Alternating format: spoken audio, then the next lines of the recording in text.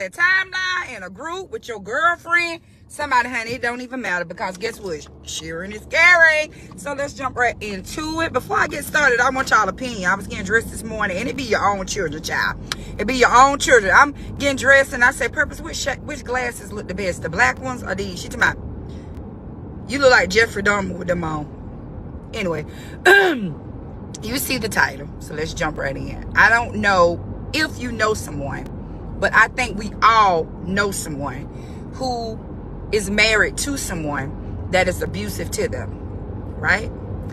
Being that I am a domestic violence survivor, I understand the complexities of being married to someone that is your abuser. We got to understand there's more than just physical abuse, emotional abuse. There's all different types of abuse. And it's just sad when the abusive person is your spouse. Now, we all have said this a million times, especially when somebody telling you, or you watching something on TV, or you watching a documentary where a woman was murdered by her spouse. Girl, I would have just left. But I'm here to tell you, it's not that simple to just get up and leave somebody that you love that's hurting you. That's just, I mean, it's just complicated. So what do you do when you're married to someone that is abusing you? How do you handle that?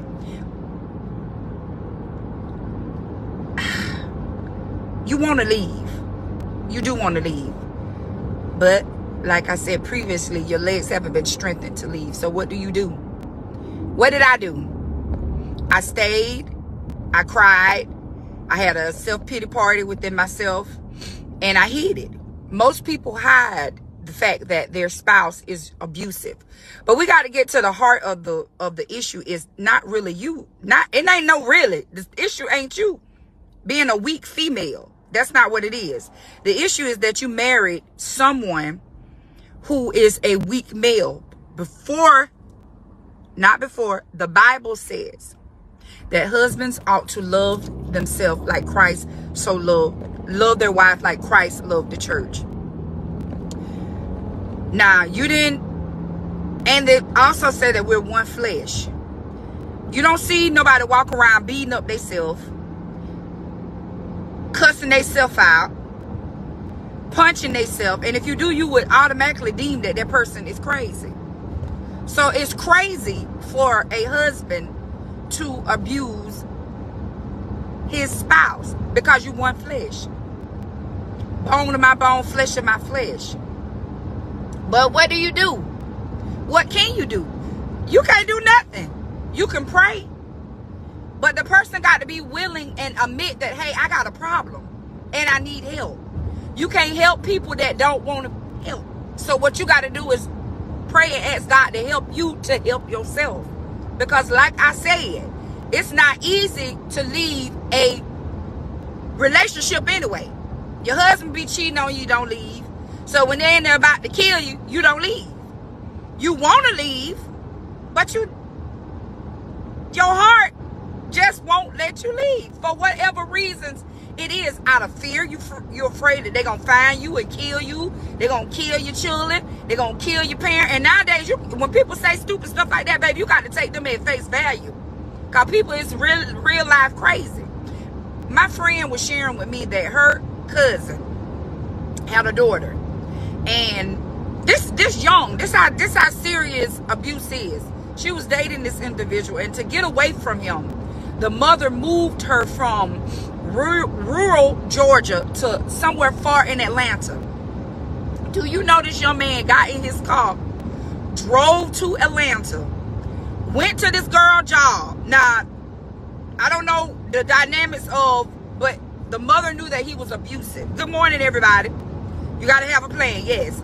The mother knew that he was abusive, so she moved her out of the way.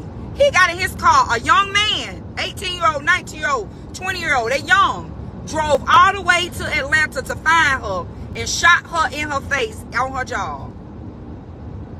That's how dangerous it is when you're dealing with somebody that don't love themselves, because that's the root of it. You are supposed to be my protector, my provider, and my covering. You're supposed to love me as Christ loved the church. We are one flesh. We are united. You don't beat yourself. You won't shoot yourself. So why is you doing it to me? Because you don't love yourself. They'll never love themselves. For whatever reasons happen, things happen to people when they're small. You grow up with these hostilities, these issues that's never been dealt with. So you project it on to other people. My husband told me, my new husband, my third husband told me, a man that beat up a woman, he said he you know, back in the day he was fighting girls and stuff too.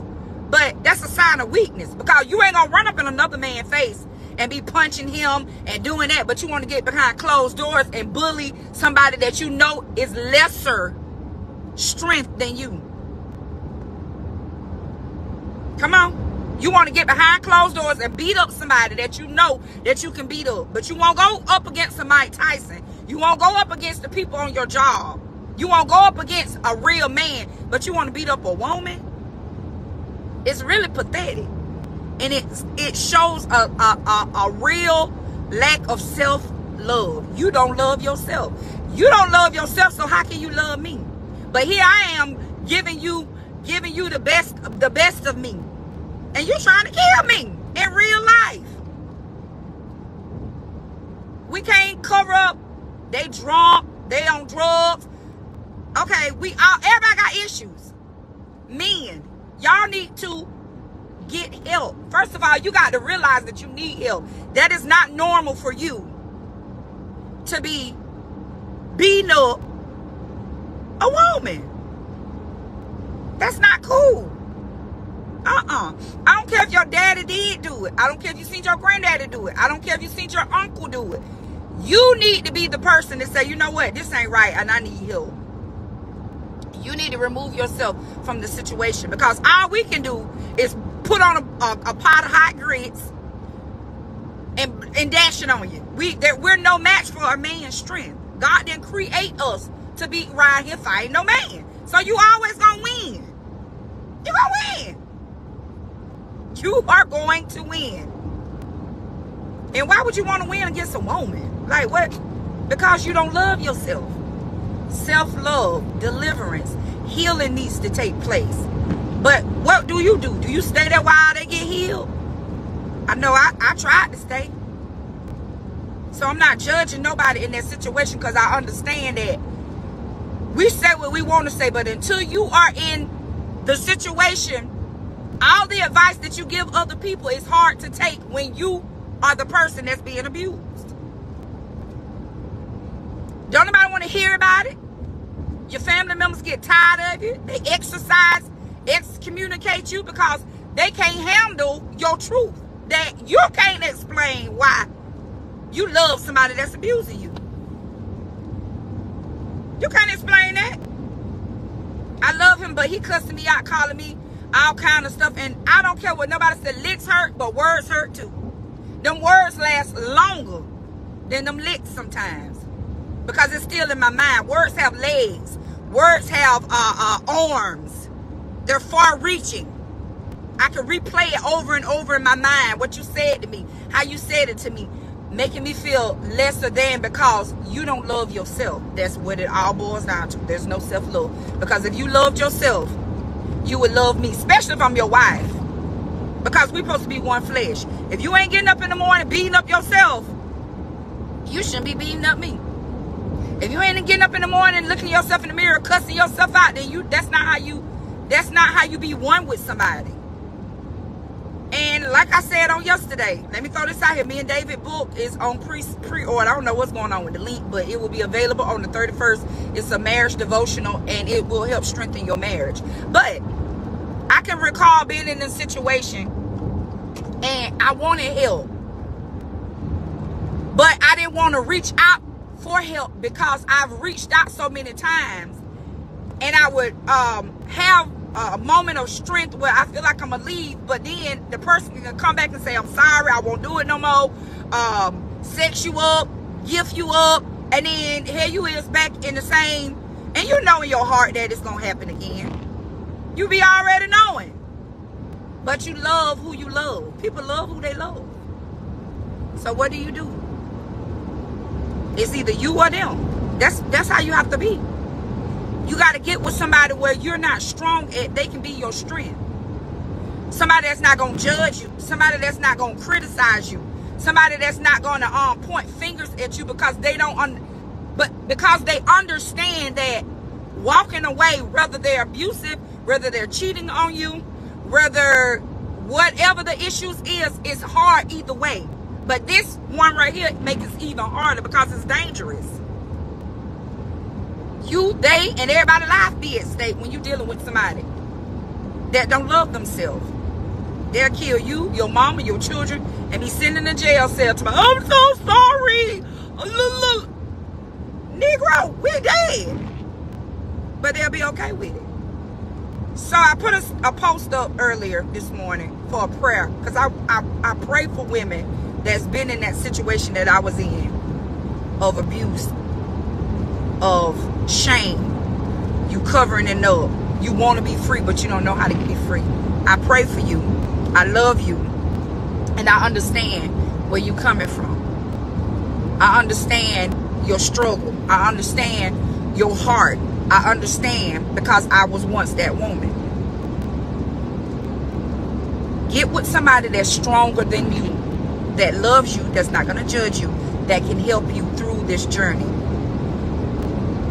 If the man isn't willing to change, if he's not willing to admit that he has problems, if he's not willing to get help, don't you settle to be in nobody's grave and nobody casket, on nobody's obituary for somebody that don't love themselves enough to love you. Now you share this with somebody and you tell them that I say I love you, I understand you, and I'm praying for you because I know how it is. It's easier said than done. We love you. We're not judging you. We're praying for you. We're rooting for you. We want you to come out of this. We want you to be safe. We want your children to be safe. And we want you to be at peace.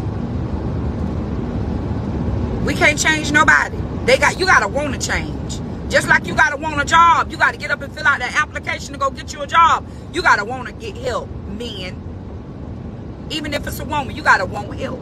So y'all be blessed. Share this with somebody that you know that may be going through and encourage her. Don't judge her.